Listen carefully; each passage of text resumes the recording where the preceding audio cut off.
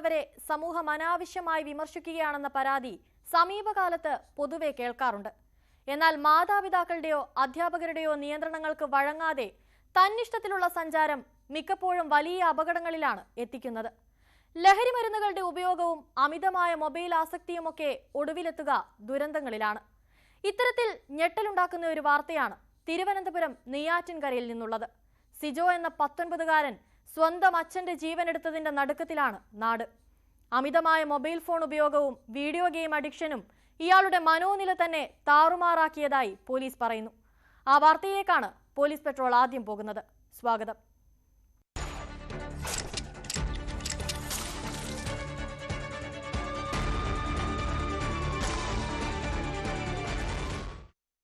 തിരുവനന്തപുരം നെയ്യാറ്റിൻകരയിൽ മകന്റെ അടിയേറ്റ് ചികിത്സയിലായിരുന്ന അച്ഛൻ മരിച്ചു. നെയ്യാറ്റിൻകര സ്വദേശി 60-കാരനായ സുനിൽകുമാറാണ് മരിച്ചത്. മകൻ സിജോ സുനിൽകുമാറിനെ കമ്പുകൊണ്ട് തലക്കടിക്കുകയായിരുന്നു. എന്നാൽ കാൽവഴുതി വീണെന്നാണ് സുനിൽകുമാർ ആശുപത്രി അധികൃതരോട് പറഞ്ഞിരുന്നത്.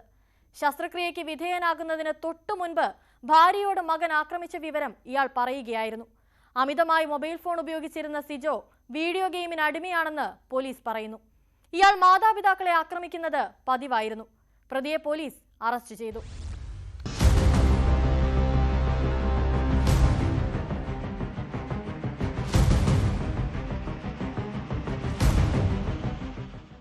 കഴിഞ്ഞ 11-നാണ് സുനിൽകുമാറിനെ മകൻ സിജോ ക്രൂരമായി ആക്രമിച്ചത്. വീഡിയോ ഗെയിമുകൾക്ക് അടിമയായ സിജോ അമിതമായ മൊബൈൽ ഫോൺ ഉപയോഗം മൂലം മനോനില തെറ്റി മാതാപിതാക്കളെ മർദ്ദിക്കുന്നത് പതിവായിരുന്നതായി നാട്ടുകാർ പറയുന്നു. ബേക്കറി ഉടമ കൂടിയായ സുനിൽകുമാർ മകന്റെ ആക്രമണം ഭയന്ന് ഭാര്യയ്ക്കൊപ്പം കാഞ്ഞിരംകുളത്ത് വീട് വാടകയ്ക്കെടുത്ത് മാറിയിരുന്നു. നെയ്യാറ്റിൻകര വെൺപകൽ പട്ടിയക്കാലയിലുള്ള സുനിൽകുമാറിന്റെ വീട്ടിൽ സിജോ മാത്രമായിരുന്നു താമസം. എല്ലാ ദിവസവും പതിവ് തെറ്റിക്കാതെ സുനിൽകുമാർ മകന് ഭക്ഷണം എത്തിക്കാറുണ്ടായിരുന്നു. ഭക്ഷണം എത്തിക്കുമ്പോഴൊക്കെ പ്രകോപനം കൂടാതെ സിജോ പിതാവിനെ മർദ്ദിക്കുമായിരുന്നു. ഒടുവിൽ കമ്പുകൊണ്ട് തലക്കടിച്ച് പരിക്കേൽപ്പിച്ചു. ഗുരുതരമായി പരിക്കേറ്റ സുനിൽകുമാർ നെയ്യാറ്റിൻകരയിലെ സ്വകാര്യ ആശുപത്രിയിൽ ചികിത്സ തേടി. കാൽ വഴുതി പടിയിൽ നിന്ന് വീണെന്നായിരുന്നു സുനിൽകുമാർ ആശുപത്രിയിൽ പറഞ്ഞിരുന്നത്. ശസ്ത്രക്രിയയ്ക്ക് വിധേയനാകുന്നതിന് തൊട്ടു മുൻപ് ഭാര്യയോട് മകൻ ആക്രമിച്ച വിവരം പറഞ്ഞതോടെയാണ് സംഭവം പുറം ലോകമറിഞ്ഞത്. സുനിൽകുമാർ മരിച്ചതോടെ നെയ്യാറ്റിൻകര പോലീസ് സിജോയെ കസ്റ്റഡിയിലെടുക്കുകയായിരുന്നു. ഞാൻ നെയ്യാറ്റിൻകര മജിസ്ട്രേറ്റ് കോടതിയിൽ CMB ഫയൽ ചെയ്ത് ഈ കുട്ടിയെ പേരൂർക്കട മെന്റൽ ഹോസ്പിറ്റലിലോട്ട് എത്തിച്ച് ട്രീറ്റ് ചെയ്യുന്നതിന് വേണ്ടിയിട്ട് മജിസ്ട്രേറ്റിന്റെ ഓർഡർ വാങ്ങുകയൊക്കെ ഉണ്ടായിരുന്നു. അതിനെ തുടർന്ന് ഏകദേശം അവന് 1 മന്തോളം പേരൂർക്കട മെന്റൽ ഹോസ്പിറ്റലിൽ ട്രീറ്റ്മെന്റ് ആയിരുന്നു. അത് കഴിഞ്ഞ് അവൻ വീണ്ടും മെഡിസിൻ എടുക്കുന്നതാണ് എനിക്ക് അറിയാൻ കഴിഞ്ഞത്. ഇപ്പോൾ റിലേറ്റീവ്സിന്റെ സൈഡിൽ നിന്ന് മനസ്സിലാക്കിയത് അവൻ മെഡിസിൻ ഒന്നും കറക്റ്റ് ടൈമിൽ എടുക്കുന്നുണ്ടായിരുന്നില്ല. കഴിഞ്ഞ ദിവസം ആശുപത്രിയിലെത്തിയ സിജോ ഇതുവരെ മരിച്ചില്ലേ എന്ന് പിതാവിനോട് ചോദിച്ചതായി സൂചനയുണ്ട്. മൃതദേഹം തിരുവനന്തപുരം മെഡിക്കൽ കോളേജ് ആശുപത്രിയിൽ പോസ്റ്റ്മോർട്ടത്തിന് ശേഷം ബന്ധുക്കൾക്ക് വിട്ടുകൊടുത്തു. ഫോറൻസിക് സംഘവും വിരലടയാള വിദഗ്ധരും ആക്രമണം നടന്ന വീട്ടിലെത്തി തെളിവെടുപ്പ് നടത്തി. 19 വയസ്സാണ് സിജോയ്ക്ക്. അമിതമായ മൊബൈൽ ഫോൺ ഉപയോഗവും വീഡിയോ ഗെയിം ആസക്തിയും മൂലം ഇയാളുടെ മനോനില തകരാറിലായിട്ടുണ്ടെന്ന് പോലീസ് വ്യക്തമാക്കി.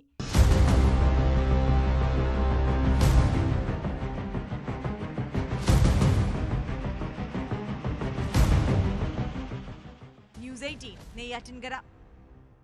തിരുവനന്തപുരം നെയ്യാറിൽ നിന്ന് കാണാതായ വീട്ടമ്മയെ തമിഴ്നാട് തിരുനെൽവേലിക്ക് സമീപം കൊല്ലപ്പെട്ട നിലയിൽ കണ്ടെത്തി. പ്രതി കന്യാകുമാരി സുനാമി കോളനി മണക്കുടിത്തുറ സ്വദേശി ഫെർണന്ദയെ പോലീസ് അറസ്റ്റ് ചെയ്തു. ബലാത്സംഗ ശ്രമത്തിനിടെ കൊലപ്പെടുത്തിയെന്നാണ് പ്രതിയുടെ മൊഴി.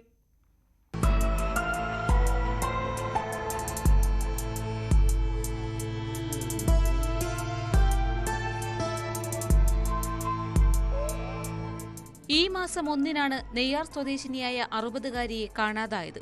തുടർന്ന് നടത്തിയ അന്വേഷണത്തിൽ വീട്ടമ്മയുടെ മൃതദേഹം തമിഴ്നാട് തിരുനെൽവേലിയിൽ കണ്ടെത്തുകയായിരുന്നു.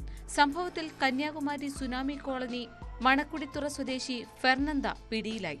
ഹൈവേയിലെ ആളൊഴിഞ്ഞ സ്ഥലത്താണ് മൃതദേഹം കണ്ടെത്തിയത്.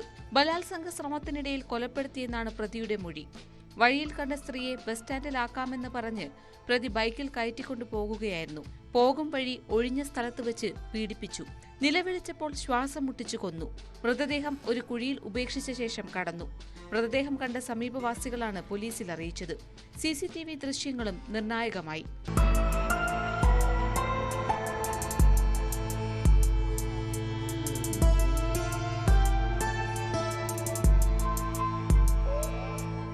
ഇടയ്ക്കിടെ വീട്ടമ്മ വീട് വിട്ടുപോകാറുണ്ടെന്നും ചെറിയ മാനസിക അസ്വസ്ഥത ഉണ്ടെന്നും കുടുംബം പറയുന്നു. വീട്ടിൽ നിന്ന് പോയാൽ ഒരാഴ്ചയ്ക്കുള്ളിൽ തിരികെ എത്തും. ഇത്തവണ സാധാരണ വരുന്ന സമയം കഴിഞ്ഞും മടങ്ങിയെത്താത്തതിനെ തുടർന്നാണ് നെയ്യാർ പോലീസിൽ പരാതി നൽകിയത്. സംഭവത്തിൽ കൂടുതൽ പേർക്ക് പങ്കുണ്ടോ എന്നും പോലീസ് പരിശോധിക്കുന്നുണ്ട്.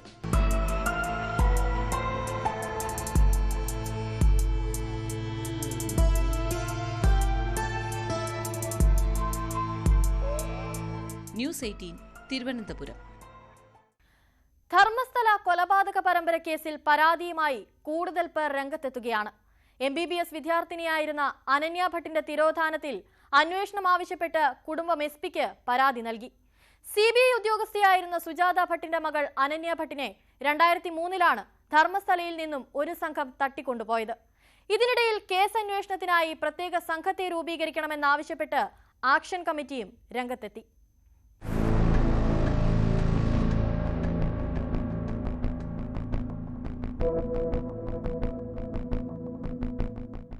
മെഡിക്കൽ വിദ്യാർത്ഥിനി അനന്യ ഭട്ടിന്റെ ദുരൂഹ തിരോധാനത്തിൽ അന്വേഷണം ആവശ്യപ്പെട്ട് അമ്മ സുജാത ഭട്ട് ദക്ഷിണ കന്നഡ ജില്ലാ SP-ക്ക് പരാതി നൽകി. മണിപ്പാൽ മെഡിക്കൽ കോളേജിലെ 1ാം വർഷ MBBS വിദ്യാർത്ഥിനിയായിരുന്ന അനന്യ ഭട്ടിനെ 2003-ലാണ് ധർമ്മസ്ഥലയിൽ നിന്നും കാണാതായത്. ധർമ്മസ്ഥലയിലും പരിസര പ്രദേശങ്ങളിലും താമസിക്കുന്ന സഹപാഠികളെ കാണാനായി എത്തിയപ്പോഴാണ് അനന്യ ഭട്ടിനെ ഒരു സംഘം തട്ടിക്കൊണ്ടുപോയത്. ക്ഷേത്രത്തിന് സമീപത്തു നിന്നായിരുന്നു തട്ടിക്കൊണ്ടുപോകൽ. കൊൽക്കത്തയിൽ CBI ഓഫീസിലെ സ്റ്റെനോഗ്രാഫറായ അമ്മ സുജാത ഭട്ട് പരാതിയുമായി ബെൽത്തങ്ങാടി പോലീസിലെത്തിയെങ്കിലും അന്വേഷിക്കാൻ തയ്യാറായില്ല. സ്വന്തം നിലയിൽ അന്വേഷിക്കാനായിരുന്നു പോലീസിന്റെ നിർദ്ദേശമെന്ന് SP-ക്ക് നൽകിയ പരാതിയിൽ ഇവർ പറയുന്നു. ഇതൊക്കെ ഇവിടെ പതിവാണെന്നായിരുന്നു ഉദ്യോഗസ്ഥരുടെ പരിഹാസം.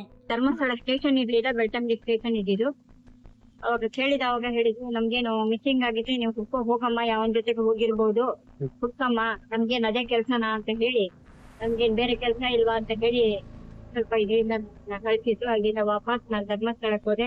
ಧರ್ಮಸ್ಥಳಕ್ಕೆ ಹೋದಾಗ ವೀರೇಂದ್ರ ಹೆಗ್ಡೆಯವರನ್ನ ಕೇಳಿದವಾಗ ಅವರು ಅದನ್ನೇ ಹೇಳಿದ್ರು, ನಾವೇನ್ ಹುಡುಕಿಕೊಂಡಿರಕ್ಕಾಗತ್ತಾ ಅಂತ ಹೇಳಿದ್ರು. പിന്നീട് ക്ഷേത്രത്തിന് സമീപത്തെത്തി സ്വന്തം നിലയിൽ അന്വേഷണം നടത്തുന്നതിനിടെ ഒരു സംഘം ഇവരെ ക്രൂരമായി ആക്രമിച്ചു. അബോധാവസ്ഥയിലായ ഇവർ 4 മാസത്തോളം ബംഗളൂരുവിലെ ആശുപത്രിയിൽ ചികിത്സയിലായിരുന്നു. ദക്ഷിണ കന്നഡ ജില്ലാ SP ഡോക്ടർ അരുൺ കെയ്ക്കാണ് സുജാത ಅಭಿಭಾಷಕರ ಮುಖೇನ ಪರಾದಿ നൽകിയിരിക്കുന്നത്.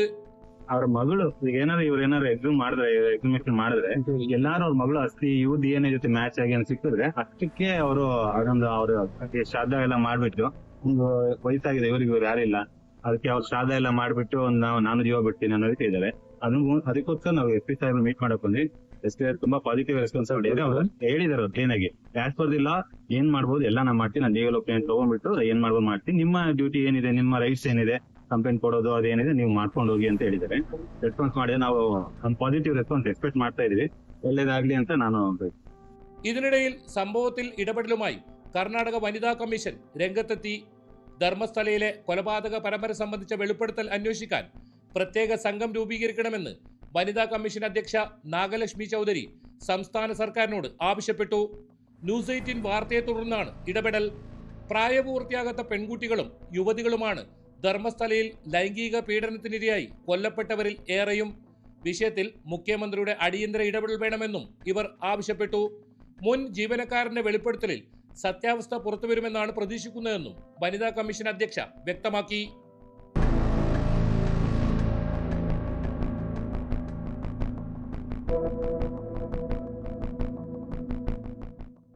ധർമ്മസ്ഥല കൊലപാതക പരമ്പര അന്വേഷിക്കാൻ DGP പ്രണാബ് മൊഹന്തി IPSന്റെ നേതൃത്വത്തിൽ പ്രത്യേക സംഘത്തെ രൂപീകരിക്കണമെന്നാവശ്യപ്പെട്ട് ആക്ഷൻ കമ്മിറ്റിയും രംഗത്തെത്തിയിട്ടുണ്ട്.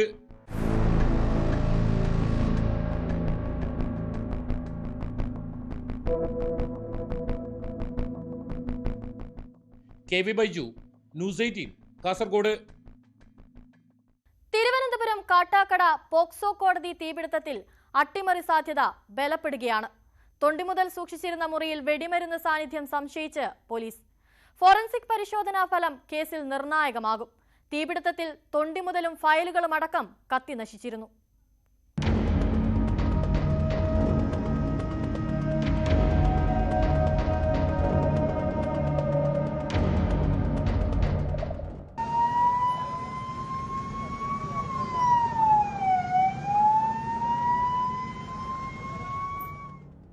വെടിമരുന്ന് പോലുള്ള വസ്തു മുറിയിൽ നിന്ന് കണ്ടെടുത്തു. ഇതാണ് അട്ടിമറി സാധ്യത ശക്തമാക്കുന്നത്. എന്നാൽ ഫയർഫോഴ്സ് എത്തും വരെ തൊണ്ടി മുതൽ സൂക്ഷിച്ചിരുന്ന മുറി തുറന്നിരുന്നില്ല.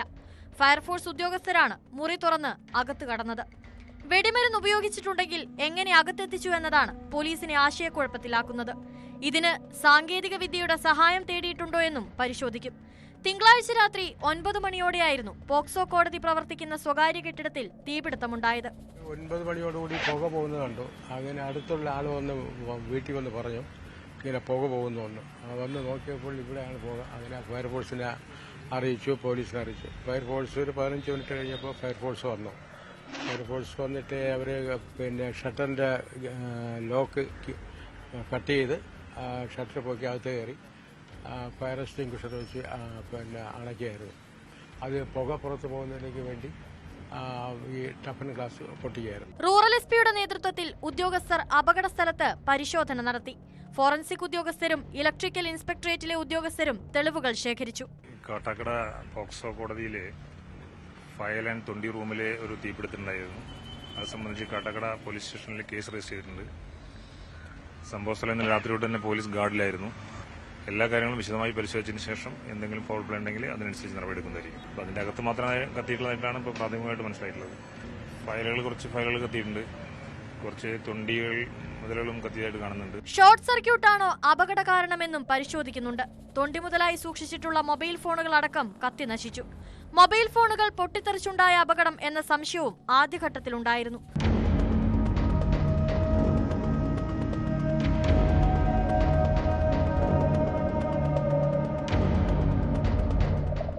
ന്യൂസ് 18 തിരുവനന്തപുരം. യമനിൽ ജയിലിൽ കഴിയുന്ന മലയാളി നഴ്സ് നിമിഷപ്രിയയുടെ വധശിക്ഷ മാറ്റിവെച്ചു. കൊല്ലപ്പെട്ട യമൻ പൗരന്റെ കുടുംബവുമായി നടക്കുന്ന ചർച്ച ചൂണ്ടിക്കാട്ടി നൽകിയ ഹർജിയുടെ അടിസ്ഥാനത്തിൽ ഇനിയൊരു തീരുമാനമുണ്ടാകും വരെയാണ് നടപടി. ശിക്ഷ നടപ്പാക്കാൻ തീരുമാനിച്ചതിന് മണിക്കൂറുകൾക്ക് മുൻപ് യമനിലെ സന ക്രിമിനൽ കോടതിയാണ് വധശിക്ഷ മാറ്റിവെച്ചത്. കാന്തപുരം AP അബൂബക്കർ മുസ്ലിയാരുടെ ഇടപെടലാണ് ഇതിൽ നിർണായകമായത്.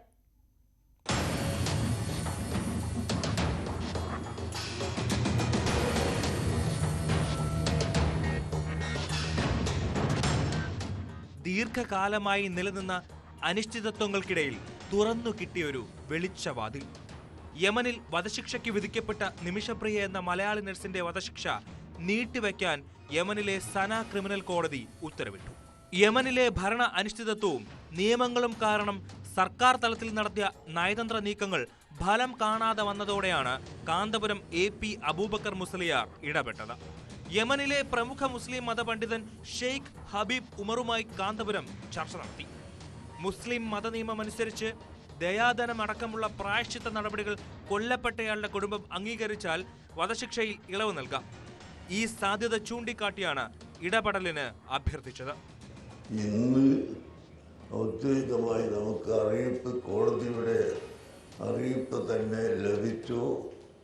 തൽവിഷയത്തിൽ നിങ്ങളുടെ അഭിപ്രായമനുസരിച്ച് ഞങ്ങൾ ചർച്ച ചെയ്ത് തീരുമാനമെടുക്കാൻ സമയം വരാൻ സാധ്യതയുള്ളതുകൊണ്ട് നാളെ കൊലപ്പെടുത്താമെന്ന ആ നിയമം മാറ്റി അല്പ ദിവസം നീട്ടിവെച്ചിരിക്കുന്നു എന്ന വിവരം എനിക്ക് ഔദ്യോഗികമായി അവർ അയച്ചു തരികയും ചെയ്തു.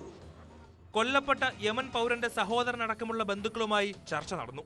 ദയാധനം സ്വീകരിച്ച് ശിക്ഷയിൽ ഇളവ് അനുവദിക്കുന്നതിന് ധാരണയായില്ലെങ്കിലും ഇതുവരെ ചർച്ചയോട് മുഖം തിരിച്ചു നിന്നിരുന്ന കുടുംബം ചർച്ചയ്ക്ക് തയ്യാറായി എന്നത് തന്നെ പ്രതീക്ഷ നൽകുന്നതാണ്. ഇനിയൊരു തീരുമാനമുണ്ടാകുന്നതുവരെ വധശിക്ഷ മാറ്റിവെക്കുന്നതായുള്ള അറിയിപ്പ് യമനിൽ നിന്ന് കാന്തപുരത്തിന് ലഭിച്ചു. വധശിക്ഷ തൽക്കാലത്തേക്ക് മാറ്റിവെച്ചെങ്കിലും കേസിന്റെ സങ്കീർണത അതേപടി തുടരും.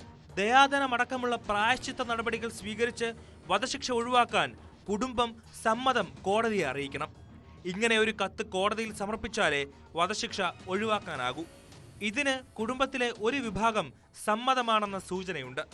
മധ്യസ്ഥ ശ്രമങ്ങൾക്കായി ഇടപെട്ട കാന്തപുരം AP അബൂബക്കർ മുസ്ലിയാരെ മുഖ്യമന്ത്രി അഭിനന്ദിച്ചു. കൂട്ടായ പരിശ്രമമാണ് പ്രതീക്ഷയ്ക്ക് ഇടവയ്ക്കുന്ന സാഹചര്യമുണ്ടാക്കിയതെന്ന് ഗവർണറും വ്യക്തമാക്കി.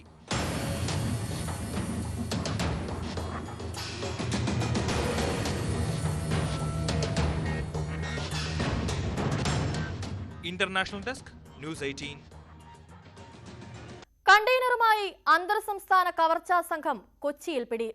തമിഴ്നാട്ടിൽ നിന്നും മോഷ്ടിച്ച കാറുമായി കടന്ന 3-അംഗ സംഘമാണ് അറസ്റ്റിലായത്. കസ്റ്റഡിയിലിരിക്കെ സ്റ്റേഷനിലെ ശുചിമുറിയുടെ ജനൽ പൊളിച്ച് രക്ഷപ്പെട്ട പ്രതികളിൽ ഒരാളെ പോലീസ് അതിസാഹസികമായി പിടികൂടി. സംഘത്തിന് ഹരിയാനയിലെ കുപ്രസിദ്ധ മോഷണ സംഘമായ മേവത് ഗ്യാങ്ങുമായി ബന്ധമുണ്ടോ എന്ന് പോലീസ് പരിശോധിക്കുകയാണ്. സംഘമെത്തിയ കണ്ടെയ്നറും മോഷ്ടിച്ചതാണെന്ന വിവരവും പുറത്തു വന്നിട്ടുണ്ട്. ATM കവർച്ചയാണ് ഇവർ ലക്ഷ്യമിട്ടതെന്നാണ് സൂചന.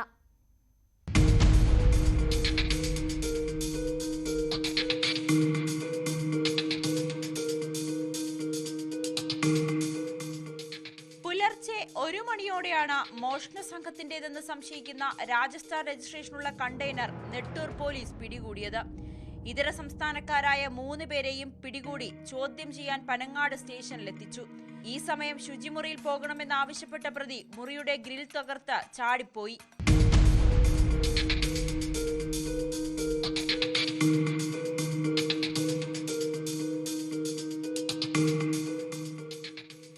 മണിക്കൂറുകൾ നീണ്ട തിരച്ചിലിനൊടുവിൽ 11:30ഓടെ ഇയാളെ കണ്ടെത്തി.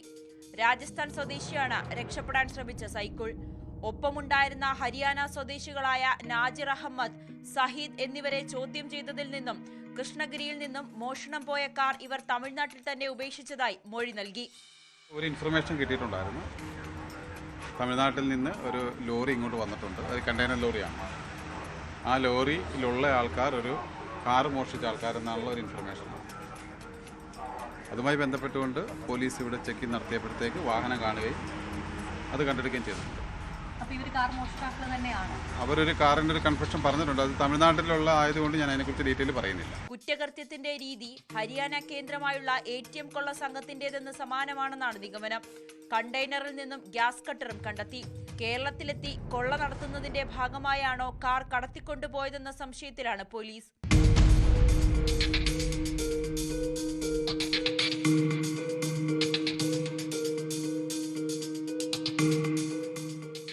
ന്യൂസ് 18 കൊച്ചി. ഷാർജയിൽ കൊല്ലം സ്വദേശിനി വിഭജികയും മകൾ വൈഭവിയും മരിച്ച സംഭവത്തിൽ ഇന്ത്യൻ കോൺസുലേറ്റിന്റെ ഇടപെടൽ. വിഭജികയുടെ ഭർത്താവ് നിതീഷിനെ ഇന്ത്യൻ കോൺസുലേറ്റിൽ വിളിപ്പിച്ച് ചർച്ച നടത്തിയതിനെ തുടർന്ന് വൈഭവിയുടെ സംസ്കാര ചടങ്ങ് മാറ്റിവെച്ചു. വൈഭവിയുടെ മൃതദേഹം നേരത്തെ നിതീഷിന് വിട്ടുകൊടുത്തിരുന്നു. മൃതദേഹങ്ങൾ തനിക്ക് വിട്ടു നൽകണമെന്ന് ഷാർജയിലെത്തിയ വിഭജികയുടെ മാതാവ് ശൈലജ ആവശ്യപ്പെട്ടതിനെ തുടർന്നാണ് കോൺസുലേറ്റ് ഇടപെടൽ. ഷാർജ ഫോറൻസിക് വിഭാഗത്തിൽ സൂക്ഷിച്ചിട്ടുള്ള വിഭജികയുടെ മൃതദേഹം അധികം വൈകാതെ വിട്ടുകൊടുക്കുമെന്നാണ് റിപ്പോർട്ടുകൾ.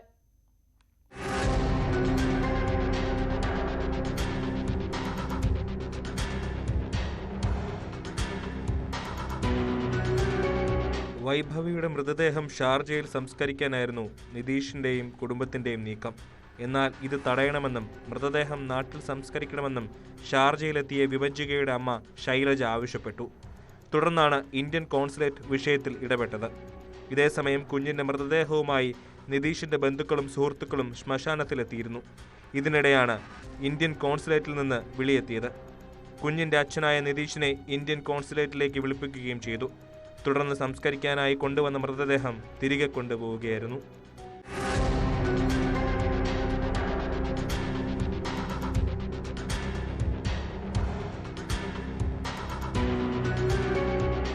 സംഭവത്തിൽ അന്വേഷണം പൂർത്തിയാകുന്നതിന് മുമ്പ് സംസ്കാരം നടത്തുന്നത് നീതി നിഷേധമാകുമെന്ന് വിഭജികയുടെ കുടുംബം ആരോപിക്കുന്നു. വൈഭവിയുടെ പോസ്റ്റ്മോർട്ടം റിപ്പോർട്ടിൽ ശ്വാസം മുട്ടിയാണ് മരണം സംഭവിച്ചതെന്ന് വ്യക്തമാക്കിയിട്ടുണ്ട്. വിഭജികയുടെ പോസ്റ്റ്മോർട്ടം റിപ്പോർട്ട് ഇതുവരെ പുറത്തു വന്നിട്ടില്ല. ഇരുവരുടെയും മരണത്തിൽ ദുരൂഹതയുണ്ടെന്ന് ആരോപിക്കുന്ന ശൈലജ നാട്ടിലെത്തിച്ച മൃതദേഹങ്ങൾ പോസ്റ്റ്മോർട്ടം നടത്തണമെന്നും ആവശ്യപ്പെട്ടിരുന്നു. ജനിച്ച മണ്ണിൽ സംസ്കരിക്കാതെ ഷാർജയിൽ സംസ്കരിക്കണമെന്ന് നിതീഷ് വാശി പിടിക്കുന്നത് എന്തിനാണെന്ന് മനസ്സിലാകുന്നില്ലെന്നും ശൈലജ പറഞ്ഞു. ഷാർജ പോലീസിലും പരാതി നൽകാനാണ് കുടുംബത്തിന്റെ തീരുമാനം. വിഭജികയുടെ ഭർത്താവ് നിതീഷ്, ഭർതൃ സഹോദരി നീതു ബെൻസി, ഭർതൃപിതാവ് മോഹൻ എന്നിവർക്കെതിരെ കഴിഞ്ഞ ദിവസം കുണ്ടറ പോലീസ് കേസെടുത്തിരുന്നു. ആത്മഹത്യാ പ്രേരണയും സ്ത്രീധന പീഡനവും ചുമത്തിയാണ് കേസ്. നിലവിൽ ശാസ്താംകോട്ട ഡിവൈഎസ്പിക്കാണ് അന്വേഷണ ചുമതല. കൊല്ലം റൂറൽ SP സാബു മാത്യു മേൽനോട്ടം വഹിക്കും. കഴിഞ്ഞ ചൊവ്വാഴ്ചയാണ് കേരളപുരം സ്വദേശിനി വിഭജികയെയും മകൾ വൈഭവിയെയും അൽ നഹദയിലെ താമസ സ്ഥലത്ത് മരിച്ച നിലയിൽ കണ്ടെത്തിയത്.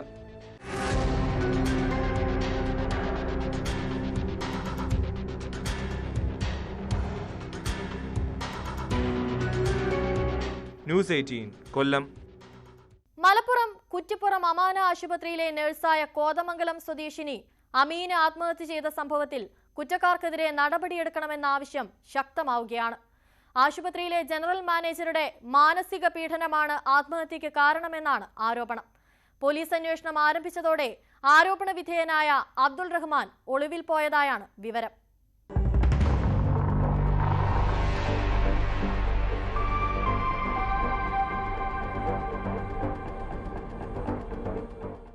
അമീന ജീവനൊടുക്കിയതിന് പിന്നിൽ ആശുപത്രിയിലെ ജനറൽ മാനേജറുടെ മാനസിക പീഡനമെന്നാണ് ആരോപണം. കുടുംബം ആരോപണം ഉന്നയിച്ചതിന് പിന്നാലെ ഇയാളെ മാനേജ്മെന്റ് സസ്പെൻഡ് ചെയ്തിരുന്നു. 2.5 വർഷമായി കുറ്റിപ്പുറത്തെ അമാന ആശുപത്രിയിൽ ജോലി ചെയ്യുന്ന അമീന അമിതമായി ഗുളിക കഴിച്ചാണ് ജീവനൊടുക്കിയത്. മുൻ ജനറൽ മാനേജറായിരുന്ന എൻ അബ്ദുൾ റഹ്മാനെതിരെയും ആശുപത്രി മാനേജ്മെന്റിനെതിരെയും നഴ്സുമാരും മറ്റ് ജീവനക്കാരും കുറ്റിപ്പുറം പോലീസിൽ പരാതി നൽകിയിട്ടുണ്ട്. 10ഓളം പേരാണ് നിലവിൽ പോലീസിൽ പരാതി നൽകിയിരിക്കുന്നത്. അബ്ദുൾ റഹ്മാൻ മാനസികമായി പീഡിപ്പിച്ചിരുന്നതായും ഇയാളുടെ സമ്മർദ്ദം സഹിക്കാൻ കഴിയാതെ സ്ഥാപനത്തിൽ നിന്ന് നഴ്സുമാർ അടക്കമുള്ള നിരവധി ജീവനക്കാർ ജോലി രാജിവെച്ചതായും ഇവർ പറഞ്ഞു. ഇതിന് കാരണക്കാരായിട്ടുള്ള കുറ്റിപ്പുറം അമാന ഹോസ്പിറ്റലിന്റെ GM മാനേജ്മെന്റ് ഇവർക്കെതിരാണ് നമ്മൾ കേസ് കൊടുത്തിട്ടുള്ളത്. ദിവസേനയുള്ള ഹാരാസ്മെന്റ് കാരണമാണ് അമീന ഇങ്ങനൊരു കാര്യം ചെയ്തിട്ടുള്ളത്. ഇതുപോലെ തന്നെ ദിവസേന ഹാരാസ്മെന്റ് അനുഭവിക്കുന്ന ഒരുപാട് സ്റ്റാഫ്സ് ഈ ഹോസ്പിറ്റലിലുണ്ട്. അതുകൊണ്ട് തന്നെ ഇവർക്ക് എല്ലാവർക്കും നീതി കിട്ടുന്നവരെ ഞങ്ങൾ ഇതിന്റെ ഏതറ്റം വരെ പോകാനും തയ്യാറാണ്. അമീനയുടെ മരണത്തിൽ പോലീസ് സ്വമേധയാ കേസെടുത്ത് അന്വേഷണം ആരംഭിച്ചിട്ടുണ്ട്. പോലീസ് അന്വേഷണം ആരംഭിച്ചതോടെ ആരോപണ വിധേയനായ അബ്ദുൾ റഹ്മാൻ ഒളിവിൽ പോയതായാണ് വിവരം. കഴിഞ്ഞ ദിവസം നഴ്സുമാരിൽ നിന്നും മറ്റും പോലീസ് മൊഴിയെടുത്തിരുന്നു. ഇക്കഴിഞ്ഞ ശനിയാഴ്ചയാണ് കോതമംഗലം സ്വദേശി അമീന അമിത അളവിൽ മരുന്നുകൾ കഴിച്ച് മരിച്ചത്.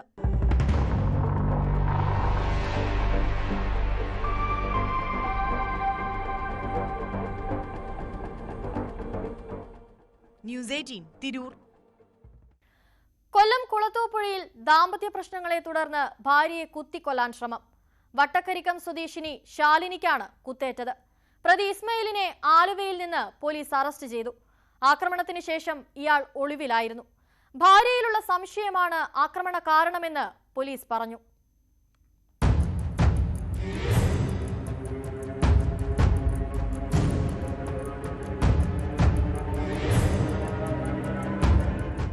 ഭാര്യയെ കത്തികൊണ്ട് കുത്തിക്കൊലപ്പെടുത്താൻ ശ്രമിച്ച കേസിലെ പ്രതി 42-കാരനായ ഇസ്മയിൽ ആലുവ മെട്രോ റെയിൽവേ സ്റ്റേഷന് സമീപത്ത് നിന്നാണ് പിടിയിലായത്. വർക്കല താഴെവെട്ടൂർ പ്ലാവിള വീട് സ്വദേശിയാണ് ഇസ്മയിൽ. ഭാര്യ 25-കാരിയായ ശാലിനിയെയാണ് ഇയാൾ ആക്രമിച്ചത്. ഒരാഴ്ച മുൻപ് നടന്ന കൊലപാതക ശ്രമത്തിന് ശേഷം ഒളിവിൽ പോയ ഇയാളെ മൊബൈൽ ടവർ കേന്ദ്രീകരിച്ച് നടത്തിയ അന്വേഷണത്തിലാണ് പോലീസ് വലയിലാക്കിയത്. ഭാര്യയിലുള്ള സംശയമാണ് കൊലപാതക ശ്രമത്തിലേക്ക് നയിച്ചതെന്നാണ് പോലീസിന്റെ പ്രാഥമിക നിഗമനം.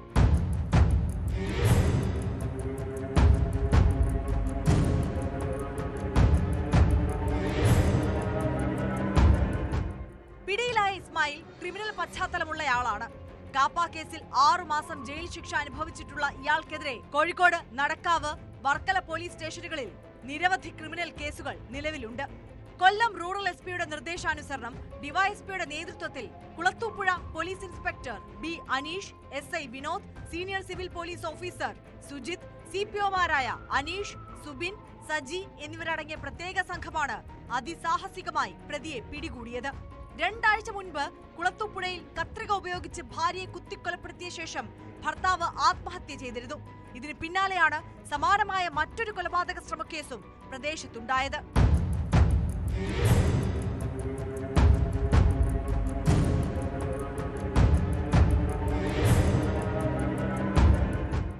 ന്യൂസ് 18 പുനലൂർ. എറണാകുളം സൗത്തിൽ പ്രവർത്തിച്ച അനാശാസ്യ കേന്ദ്രത്തിൽ പെൺകുട്ടികളെ എത്തിച്ചത് ലഹരി നൽകിയെന്ന് പോലീസ്.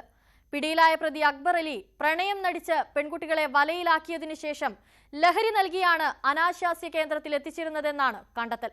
പോലീസ് റെയ്ഡിൽ ഉത്തരേന്ത്യക്കാരായ 6 പെൺകുട്ടികൾ ഉൾപ്പെടെ 9 പേരാണ് പിടിയിലായത്.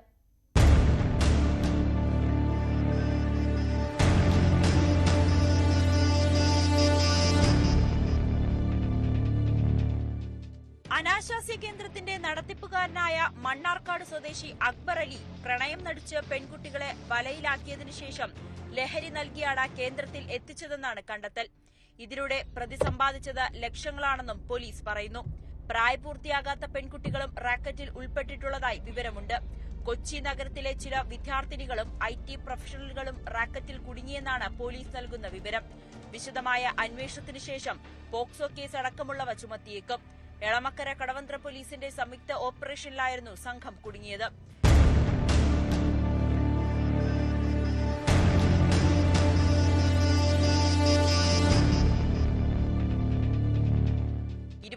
മണിക്കൂറും പ്രവർത്തിക്കുന്ന കടകളുടെ മറവിലായിരുന്നു റാക്കറ്റിന്റെ പ്രവർത്തനം. ഇടപ്പള്ളിയിൽ ഈ വിധം അനാശാസ്യ കേന്ദ്രം പ്രവർത്തിക്കുന്നുണ്ടെന്ന് എളമക്കര പോലീസിന് ലഭിച്ച വിവരമാണ് നിർണായകമായത്. പരിശോധനയിൽ അക്ബർ അലിയെ അറസ്റ്റ് ചെയ്യുകയായിരുന്നു. ഈ സമയം ഇവിടെ സ്ത്രീകളാരും ഉണ്ടായിരുന്നില്ല. വിശദമായി ചോദ്യം ചെയ്തപ്പോഴാണ് സൗത്ത് റെയിൽവേ സ്റ്റേഷന് സമീപം മറ്റൊരു ബ്രാഞ്ച് ഉണ്ടെന്ന് ഇയാൾ വെളിപ്പെടുത്തുന്നത്. വൈകിട്ട് ഇവിടെ നടത്തിയ പരിശോധനയിലാണ് മറ്റുള്ളവരെയും കണ്ടെത്തിയത്. സ്ത്രീകളുടെ മൊഴിയുടെ അടിസ്ഥാനത്തിലാകും കേസെടുക്കുക. മലയാളിയായ സ്ത്രീകളും റാക്കറ്റിൽ ഉൾപ്പെട്ടിട്ടുണ്ട്. ഓൺലൈൻ സൈറ്റുകളിൽ നമ്പർ നൽകിയായിരുന്നു പ്രവർത്തനം.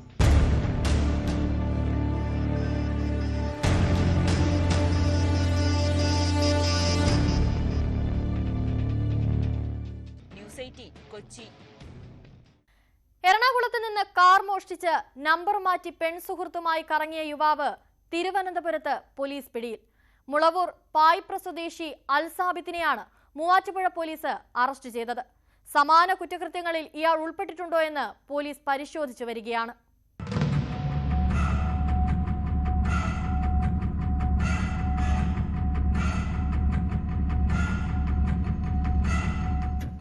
മുളവൂർ പായിപ്ര സ്വദേശി 20-കാരനായ അൽ സാബിത്തിനെ തിരുവനന്തപുരത്ത് നിന്നാണ് മൂവാറ്റുപുഴ ഇൻസ്പെക്ടർ ബേസിൽ തോമസിന്റെ നേതൃത്വത്തിൽ അറസ്റ്റ് ചെയ്തത്.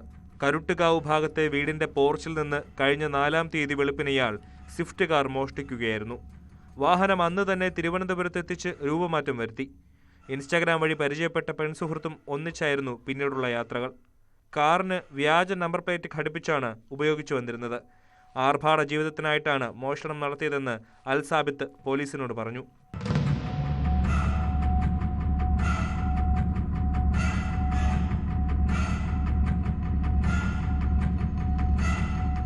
സമാന കുറ്റകൃത്യങ്ങളിൽ ഇയാൾ ഉൾപ്പെട്ടിട്ടുണ്ടോ എന്ന് പോലീസ് പരിശോധിച്ചു വരികയാണ്. ശാസ്ത്രീയ അന്വേഷണത്തിനൊടുവിലാണ് പോലീസ് പ്രതിയിലേക്ക് എത്തിയത്. ഡിവൈഎസ്പി PM ബൈജുവിന്റെ മേൽനോട്ടത്തിലുള്ള അന്വേഷണ സംഘത്തിൽ SI-മാരായ Vishnuraj, KK Rajesh, PB Sathyan, PC Jayakumar തുടങ്ങിയവരും ഉണ്ടായിരുന്നു.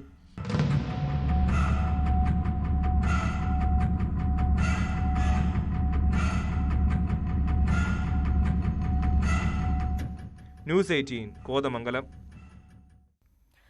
കൊച്ചിയിൽ വീണ്ടും വൻ ലഹരി വേട്ട. 115 ഗ്രാം MDMA-യും 35 ഗ്രാം എക്സ്റ്റസിയുമായി യുവതിയടക്കം 4 പേർ പിടിയിൽ. എളംകുളത്ത് ഫ്ളാറ്റിൽ ഡാൻസ് ഓഫ് സംഘം നടത്തിയ പരിശോധനയിലാണ് പ്രതികൾ പിടിയിലായത്. അതേസമയം ബംഗളൂരുവിൽ നിന്ന് MDMA-യുമായി എത്തിയ യുവാവ് ഇടുക്കി കട്ടപ്പനയിൽ പിടിയിലായി. കോഴിക്കോട് കൊയിലാണ്ടി സ്വദേശി ഫാരിസ് മുഹമ്മദിനെയാണ് കട്ടപ്പന പോലീസ് അറസ്റ്റ് ചെയ്തത്.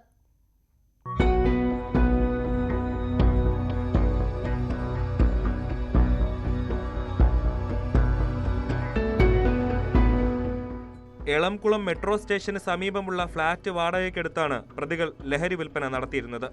പരിശോധനയിൽ 115 ഗ്രാം MDMA-യും 35 ഗ്രാം എക്സ്റ്റസിയും പിടികൂടി. 2 ഗ്രാം കഞ്ചാവും 1.5 ലക്ഷത്തോളം രൂപയും ഇവരിൽ നിന്ന് പിടിച്ചെടുത്തു. പെരിന്തൽമണ്ണ സ്വദേശി ഷാമിൽ, കോഴിക്കോട് സ്വദേശികളായ അബു ഷാമിൽ, ദിയ, മലപ്പുറം സ്വദേശി ഫിജാസ് മുഹമ്മദ് എന്നിവരാണ് പിടിയിലായത്. പ്രതികളിൽ ഒരാൾ വിദ്യാഭ്യാസ ആവശ്യത്തിനായാണ് കൊച്ചിയിലെത്തിയതെന്ന് പോലീസ് പറയുന്നു. ഇവർ ഫ്ളാറ്റ് വാടകയ്ക്കെടുത്തതിന് പിന്നാലെ മറ്റുള്ളവരും ഇവിടേക്കെത്തി. കൊച്ചി നഗരത്തിൽ ലഹരി വിൽപ്പന നടത്തുന്ന സംശയമുള്ളവരുടെ ഫ്ളാറ്റുകൾ കേന്ദ്രീകരിച്ച് നടക്കുന്ന രഹസ്യ പരിശോധനയുടെ ഭാഗമായാണ് നർക്കോട്ടിക് AC-യുടെ നേതൃത്വത്തിലുള്ള സംഘം പരിശോധന നടത്തിയത്.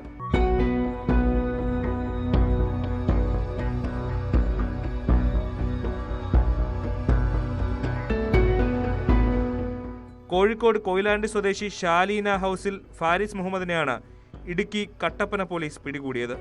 ബംഗളൂരുവിൽ നിന്ന് MDMA-യുമായി എത്തിയ ഇയാൾ ലഹരി വസ്തു മറ്റൊരാൾക്ക് കൈമാറുന്നതിനായി കട്ടപ്പന ബൈപ്പാസ് റോഡിൽ നിൽക്കുകയായിരുന്നു. സംശയാസ്പദമായ സാഹചര്യത്തിൽ കണ്ട യുവാവിന്റെ ദേഹപരിശോധന നടത്തിയപ്പോഴാണ് MDMA കണ്ടെത്തിയത്. 27 ഗ്രാം MDMA-യാണ് ഇയാളുടെ പക്കൽ നിന്ന് പിടികൂടിയത്. രാസലഹരിയുടെ ഉറവിടവും ആർക്ക് കൈമാറുന്നതിനാണ് ഇത് എത്തിച്ചതെന്നും സംബന്ധിച്ച് വിശദമായ അന്വേഷണം നടത്തുമെന്ന് പോലീസ് പറഞ്ഞു.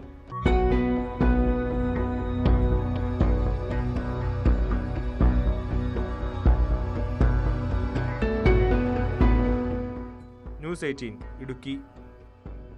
കോഴിക്കോട് പന്തീരാങ്കാവിൽ ബാങ്ക് ജീവനക്കാരനിൽ നിന്നും 40 ലക്ഷം രൂപ തട്ടിയെടുത്ത കേസ് നേരത്തെ പോലീസ് പെട്രോൾ റിപ്പോർട്ട് ചെയ്തിരുന്നു. അധികം വൈകാതെ തന്നെ കേസിലെ മുഖ്യപ്രതി ഷിബിൻലാൽ പിടിയിലായെങ്കിലും പണം കണ്ടെടുക്കാനായിരുന്നില്ല. പോലീസ് തിരിച്ചും മറിച്ചും ചോദിച്ചിട്ടും ബാഗിൽ 1 ലക്ഷം രൂപയേ ഉള്ളെന്നായിരുന്നു പ്രതിയുടെ മൊഴി. പോലീസിനെ ഏറെ വലച്ച കേസിൽ ഒടുവിൽ ബാക്കി 39 ലക്ഷം രൂപയും കണ്ടെടുത്തിരിക്കുകയാണ്. ഷിബിൻലാലിന്റെ വീട്ടിൽ നിന്നും 500 മീറ്ററോളം ദൂരത്തിൽ ആളൊഴിഞ്ഞ പറമ്പിലാണ് പണം കുഴിച്ചിട്ടിരുന്നത്. നനഞ്ഞു കുതിർന്ന് കീറിയ നിലയിലായിരുന്നു ചില നോട്ടുകൾ.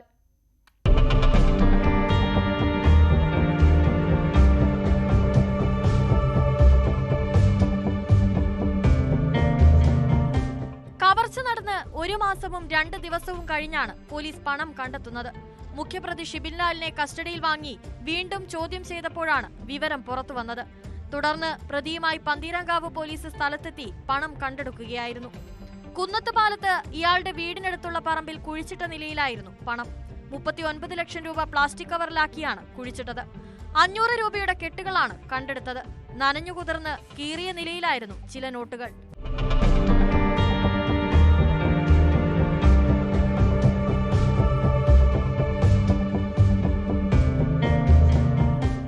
അറസ്റ്റിലാകുമ്പോൾ ഇയാളുടെ പക്കൽ നിന്ന് 55,000 രൂപയായിരുന്നു ലഭിച്ചത്. പന്തീരാങ്കാവ് മണക്കടവ് റോഡിലെ ബാങ്കിൽ പണയം വെച്ച സ്വർണം മാറ്റിവെക്കാനെന്ന കള്ളക്കഥയുണ്ടാക്കിയായിരുന്നു ഷിബിൻ കവർച്ച നടത്തിയത്. ഇസാഫ് ബാങ്ക് ജീവനക്കാർ പണവുമായി എത്തിയപ്പോൾ പണമടങ്ങുന്ന ബാഗ് തട്ടിയെടുത്ത് പ്രതി സ്കൂട്ടറിൽ രക്ഷപ്പെടുകയായിരുന്നു.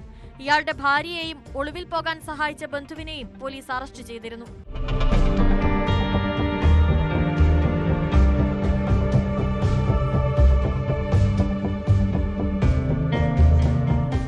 ന്യൂസ് 18 കോഴിക്കോട്. കൊല്ലം അഞ്ചലിൽ നിന്ന് 22 ലക്ഷവുമായി മുങ്ങിയാൾ 20 വർഷത്തിന് ശേഷം പിടിയിലായിരിക്കുകയാണ്. നെടുമൺകാവ് തെക്കേക്കര അങ്ങാടിയിൽ ബിജുവിനെയാണ് അഞ്ചൽ പോലീസ് പിടികൂടിയത്. 100ഓളം മോഷണ കേസുകളിൽ പ്രതിയായ കുപ്രസിദ്ധ മോഷ്ടാവിനെയും അഞ്ചൽ പോലീസ് അറസ്റ്റ് ചെയ്തു. അഞ്ചൽ ചണ്ണപ്പെട്ട സ്വദേശി വെള്ളംകുടി ബാബു എന്ന ബാബുവാണ് പിടിയിലായത്.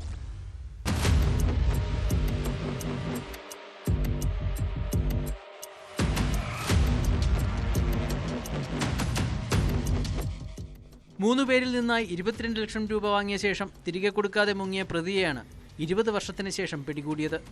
നെടുമൺകാവ് തെക്കേക്കര അങ്ങാടിയിൽ ബിജുവിനെ അഞ്ചൽ പോലീസ് പിടികൂടുകയായിരുന്നു. 2005-ലാണ് ബിജു കൂടൽ സ്വദേശികളായ 2 പേരിൽ നിന്നും അടൂർ സ്വദേശിയായ ഒരാളിൽ നിന്നും പണം വാങ്ങിയത്. പണം നഷ്ടമായവർ പോലീസിൽ പരാതി നൽകുകയും പോലീസ് അന്വേഷണം തുടങ്ങുകയും ചെയ്തതോടെ ബിജു സ്ഥലം വിട്ടു. പിന്നീട് ഇയാളെക്കുറിച്ച് ഒരു വിവരവും ലഭിച്ചിരുന്നില്ല. 2009-ൽ ബിജുവിനെ പുനലൂർ കോടതി പിടികിട്ടാപ്പുള്ളിയായി പ്രഖ്യാപിച്ചു. പലയിടങ്ങളിലായി മാറി മാറി താമസിച്ചു വന്ന ബിജു മൈസൂരിലുണ്ടെന്ന രഹസ്യവിവരത്തിന്റെ അടിസ്ഥാനത്തിൽ 1 മാസത്തെ അന്വേഷണത്തിനൊടുവിൽ കഴിഞ്ഞ ദിവസം പിടികൂടുകയായിരുന്നു. കോടതിയിൽ ഹാജരാക്കിയ പ്രതിയെ റിമാൻഡ് ചെയ്തു.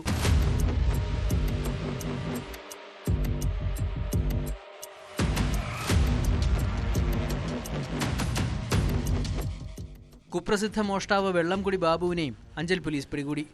56 വയസ്സുള്ള ബാബു വിവിധ പോലീസ് സ്റ്റേഷനുകളിൽ 100-ൽ പരം മോഷണ കേസുകളിൽ പ്രതിയാണ്.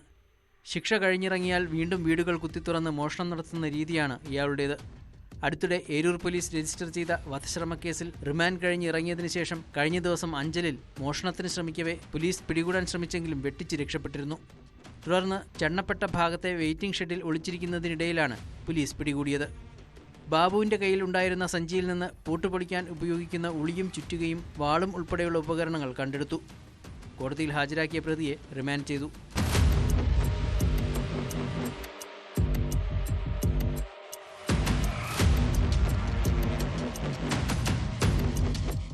ന്യൂസ് 18 പുനലൂർ.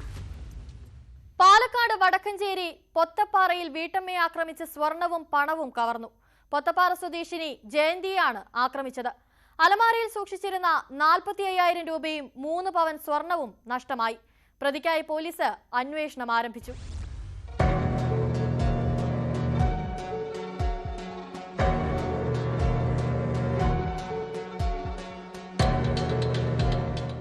തിങ്കളാഴ്ച രാത്രിയിലാണ് സംഭവം. പൊത്തപ്പാറ കുരിശുപള്ളിക്ക് പിൻവശത്ത് വളയിൽ ബാബുവിന്റെ ഭാര്യ ജയന്തിയെയാണ് ആക്രമിച്ച് പണവും സ്വർണവും കവർന്നത്. അലമാരയിൽ സൂക്ഷിച്ചിരുന്ന 45,000 രൂപയും 3 പവൻ സ്വർണവും നഷ്ടമായി. ഞാൻ അവിടെ TV കണ്ടുകൊണ്ട് കിടക്കായിരുന്നു. അപ്പോൾ അതിൻ്റെ മുന്നേ കുറച്ച് സൗണ്ട് കേട്ടു. ഞാൻ അടുക്കളയിൽ വന്ന് ലൈറ്റിട്ട് നോക്കിയപ്പോൾ സൗണ്ടില്ല. പിന്നെ ഞാൻ വീണ്ടും പോയിട്ട് അവിടെ കിടന്ന് 10 മിനിറ്റ് കഴിയുമ്പോഴും പെട്ടെന്ന് ഉമ്മർത്ത് വന്നിട്ട് പടപടാന്നൊരു സൗണ്ട്. ഉമ്മർത്ത് വന്ന് നിൽക്കുമ്പോഴേക്കും ഒരാൾ പിന്നെ ഞാൻ പെട്ടെന്ന് പേടിച്ചു. നേരെ വിളിച്ചപ്പോൾ അവർ ഒരു കത്തി എടുത്തിട്ട് പൊള്ളി ചെന്ന് നേരെ വിളിക്കേണ്ട കൊല്ലും പറഞ്ഞു. ജയന്തി മാത്രമായിരുന്നു വീട്ടിലുണ്ടായിരുന്നത്. വീടിന്റെ പിൻവശത്തെ പ്ലാസ്റ്റിക് വാതിൽ തകർത്ത് അകത്ത് കയറിയ മോഷ്ടാവ് ജയന്തിയെ ആക്രമിക്കുകയും കഴുത്തിൽ കത്തിവെച്ച് ഭീഷണിപ്പെടുത്തുകയുമായിരുന്നു. ജയന്തി കുതറിമാറി തൊട്ടടുത്ത മുറിയിൽ കയറി കതകടച്ചു. ഈ സമയം മോഷ്ടാവ് അടുത്ത മുറിയിലെ അലമാരയിൽ നിന്ന് പണവും സ്വർണ്ണാഭരണവും കവർന്ന് കടന്നുകളഞ്ഞു. വടക്കാഞ്ചേരി പോലീസ് സ്ഥലത്തെത്തി അന്വേഷണം ആരംഭിച്ചു.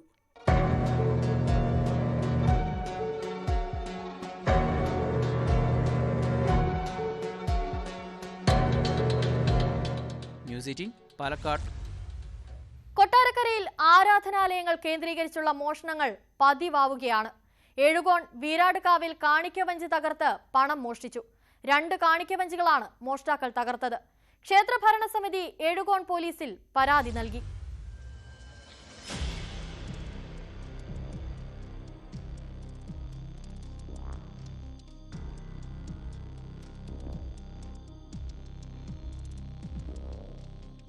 എല്ലാ മാസവും പ്രത്യേക പൂജകളും ആരാധനകളും നടന്നുവരുന്ന ക്ഷേത്രക്കാവിലാണ് മോഷണം നടന്നത്.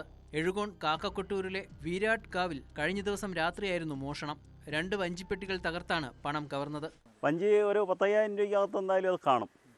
അപ്പം അല്ലാതെ മറ്റ് എന്ന് പറഞ്ഞാൽ നമുക്കിവിടെ ഈ പൂജ ചെയ്യുന്ന സമയത്ത് ദക്ഷിണ കിട്ടുന്ന പൈസ ഉൾപ്പെടെ നമ്മൾ അതിനകത്ത് കൊണ്ടിടുമായിരുന്നു. നമ്മളിവിടെ എന്തെങ്കിലും കാര്യങ്ങൾ ചെയ്യണം. ഇപ്പോൾ ഇതിൻ്റെ ഇടയ്ക്ക് പോയി പ്രശ്നമൊക്കെ ഇപ്പം ക്ഷേത്രം പണിയണം അങ്ങനെയുള്ള കാര്യങ്ങളുണ്ടെന്ന് പറഞ്ഞതുകൊണ്ട് നമുക്കത് എന്തെങ്കിലും കാര്യങ്ങൾ ഇവിടെ ഒരുപാട് കാര്യങ്ങൾ ചെയ്യാറുണ്ട്. അപ്പം അതിന് എന്തെങ്കിലും അതവിടെ കിടക്കട്ടെന്ന് വിചാരിച്ച് നമ്മൾ അങ്ങനെയും കൂടെ ആ പൈസയും കൂടെ അവിടെ ഇട്ടിരുന്നു. നോട്ട് മാത്രമേ കൊണ്ടുപോയിട്ടുള്ളൂ. ഇല്ല വഞ്ചിക്കകത്തും ചെറിയ ചില്ലറയും കൊണ്ടേ ഉള്ളായിരുന്നു. നാട്ടുകാരുടെ വലിയ കൂട്ടായ്മയിലായിരുന്നു ക്ഷേത്രത്തിന്റെ പ്രവർത്തനം നടന്നു വന്നിരുന്നത്. ഭക്തർ കാണിക്കയായി അർപ്പിക്കുന്ന തുകയും ദക്ഷിണകളും വഞ്ചിയിൽ നിക്ഷേപിച്ചിരുന്നതിനാൽ നല്ല തുകയുണ്ടായിരുന്നതായി ക്ഷേത്ര ഭാരവാഹികൾ പറയുന്നു. ഒരു സാമൂഹിക സ്പർദ്ധ വളർത്തക്ക രീതിയിലാണ് ഇത് ചെയ്തു വെച്ചേക്കുന്നത്. കാരണം ഈ പരിസരം മൊത്തം നമ്മുടെ ഹിന്ദു സമൂഹത്തിൽപ്പെട്ട ആൾക്കാരാണ് താമസിക്കുന്നത്. വേറെ വെളിയിൽ നിന്ന് ആരുമില്ല. അപ്പോൾ ഇവിടെ ഒരു പരസ്പരം ഒരു സംഘർഷം ഉണ്ടാവട്ടെ എന്ന് പറഞ്ഞുകൊണ്ട് ഒരു പ്രേരണയാൽ ചെയ്തൊരു പരിപാടിയാണ് നമുക്ക് മനസ്സിലാവുന്നത്. ഇത് ഇങ്ങനെ നമ്മുടെ എഴുവൺ പോലീസ് നമ്മുടെ രാവിലെ ഗോപാൽജി ഇവിടെ വന്ന് നമ്മൾ CI വിളിച്ച് പറഞ്ഞ് അദ്ദേഹം എഴുവൺ സ്റ്റേഷനിൽ നിന്ന് അവിടുന്ന് SIയും ടീമോട്ട് ഇവിടെ വന്ന് എൻക്വയറി എടുത്ത് നമ്മൾ FIR ഇട്ടു. പിന്നെ അതിൻ്റെ നിയമ നടപടിയിൽ മുന്നോട്ട് പോകുന്നുണ്ട്. അതോടൊപ്പം തന്നെ ഇതൊരു ദൈവിക സ്ഥാനമാണ്. ഇവിടെ വന്ന് ഇങ്ങനെ ഒരു ക്രമസമാധാനം തകർക്കത്ത രീതിയിൽ അല്ലെങ്കിൽ ഒരു സംഘർഷം ഉണ്ടാകത്ത രീതിയിലുള്ള ഒരു പ്രവർത്തനം കാണിച്ചപ്പോൾ അത് ഒരിക്കലും അംഗീകരിക്കാൻ കഴിയത്തില്ല. അലമാരയിൽ സൂക്ഷിച്ചിരുന്ന സാധനങ്ങളെല്ലാം വലിച്ചുവാരിയിട്ട നിലയിലാണ്. മൈക്ക് സ്റ്റാൻഡ് എടുത്ത് വഞ്ചി പൊളിച്ചതാകാമെന്നും സംശയിക്കുന്നുണ്ട്. എഴുകോൺ പോലീസ് സ്ഥലത്തെത്തി പരിശോധന നടത്തി. മോഷ്ടാക്കളെ ഉടൻ പിടികൂടണമെന്ന് നാട്ടുകാർ ആവശ്യപ്പെട്ടു.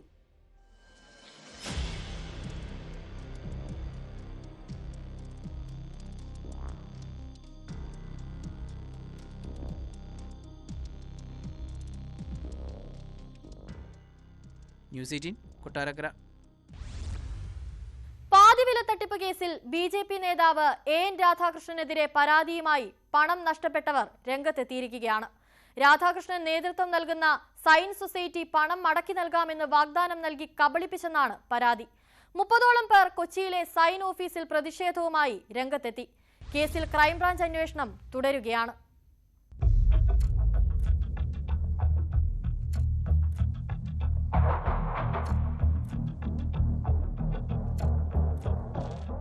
പാതിവില തട്ടിപ്പ് കേസിൽ അന്വേഷണം ഇപ്പോഴും എങ്ങും എത്തിയിട്ടില്ല. ചോദ്യം ചെയ്യൽ മാത്രമാണ് നടക്കുന്നത്. ഇതിനിടെയാണ് BJP നേതാവ് കൂടിയായ AN രാധാകൃഷ്ണന്റെ ഓഫീസിലെ പ്രതിഷേധം. കേസിൽ ആരോപണ വിധേയനായ രാധാകൃഷ്ണൻ എല്ലാവർക്കും പണം മടക്കി നൽകി എന്നായിരുന്നു അവകാശപ്പെട്ടിരുന്നത്. എന്നാൽ വണ്ടി ചെക്ക് നൽകി കബളിപ്പിച്ചു എന്ന പരാതിയാണ് പ്രതിഷേധവുമായി വന്നവർ ഉന്നയിച്ചത്.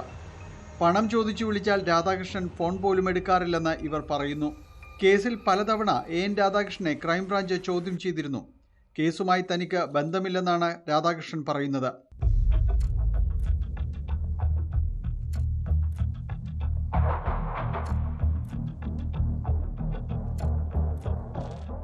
സായിഗ്രാം ട്രസ്റ്റ് ചെയർമാൻ ആനന്ദ് കുമാർ, അനന്തകൃഷ്ണൻ എന്നിവരെയാണ് കേസിൽ ഇതുവരെ അറസ്റ്റ് ചെയ്തിട്ടുള്ളത്. സംസ്ഥാനമൊട്ടാകെ സീഡ് സൊസൈറ്റികൾ രൂപീകരിച്ച് വിവിധ കമ്പനികളുടെ CSR ഫണ്ട് ഉപയോഗിച്ച് പകുതി വിലയ്ക്ക് വാഹനങ്ങൾ, ലാപ്ടോപ്പ്, തയ്യൽ മെഷീൻ, രാസവളം എന്നിവ നൽകാമെന്ന് പറഞ്ഞായിരുന്നു തട്ടിപ്പ് നടത്തിയിരുന്നത്. കേസിൽ എൻഫോഴ്സ്മെന്റ് ഡയറക്ടറേറ്റും അന്വേഷണം നടത്തുന്നുണ്ട്. 159 കോടി രൂപയുടെ ഇടപാട് നടന്നെന്നാണ് ED പ്രാഥമികാന്വേഷണത്തിൽ കണ്ടെത്തിയിരിക്കുന്നത്. പാതിവിലയിൽ സ്കൂട്ടർ ഉൾപ്പെടെ നൽകാമെന്ന് പറഞ്ഞ് സാധാരണക്കാരനിൽ നിന്ന് പിരിച്ചെടുത്ത ഈ പണം കള്ളപ്പണമായി പലർക്കും കൈമാറിയിട്ടുണ്ടെന്ന കണ്ടെത്തലിന്റെ അടിസ്ഥാനത്തിലാണ് അന്വേഷണവുമായി ED മുന്നോട്ടു പോകുന്നത്.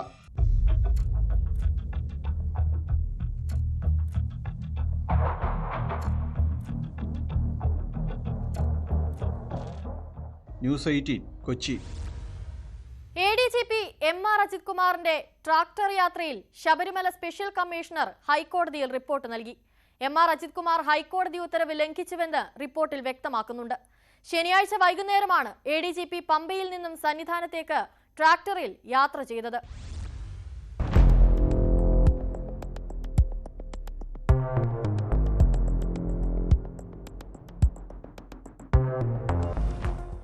പമ്പ സന്നിധാനം പാതയിൽ ചരക്ക് നീക്കത്തിന് മാത്രമേ ട്രാക്ടർ ഉപയോഗിക്കാവൂ എന്നിരിക്കെയാണ് ADGP MR അജിത് കുമാറിന്റെ യാത്ര. ഹൈക്കോടതി ഉത്തരവ് ലംഘിക്കുന്നതാണ് അജിത് കുമാറിന്റെ നടപടിയെന്നാണ് സ്പെഷ്യൽ കമ്മീഷണറുടെ റിപ്പോർട്ട്. അജിത് കുമാറിന്റെ പേര് പരാമർശിക്കുന്ന റിപ്പോർട്ടിൽ കോടതി ഉത്തരവിന്റെ നഗ്നമായ ലംഘനം നടന്നുവെന്ന് വ്യക്തമാക്കുന്നു. റിപ്പോർട്ട് ഹൈക്കോടതി ദേവസ്വം ബെഞ്ച് പരിശോധിക്കുകയും തുടർ നടപടി സ്വീകരിക്കുകയും ചെയ്യും.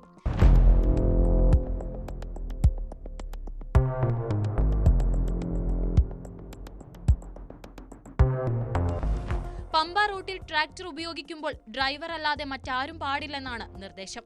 ഞായറാഴ്ച സന്നിധാനത്ത് നടന്ന നവഗ്രഹ ക്ഷേത്ര പ്രതിഷ്ഠ തൊഴാനാണ് ADGP ശനിയാഴ്ച സന്നിധാനത്തെത്തിയത്. തിരിച്ചും ട്രാക്ടറിലായിരുന്നു യാത്ര. പോലീസിന്റെ ഉടമസ്ഥതയിലുള്ള ട്രാക്ടറിലാണ് ADGP സഞ്ചരിച്ചത്. സാമി അയ്യപ്പൻ റോഡിലെ CCTV ക്യാമറകൾ പ്രവർത്തിക്കുന്നില്ല. ട്രാക്ടറിൽ സഞ്ചരിക്കുന്ന ADGPയുടെ ചിത്രം തീർത്ഥാടകർ പകർത്തിയാണ് ശബരിമല സ്പെഷ്യൽ കമ്മീഷണർക്ക് കൈമാറിയത്.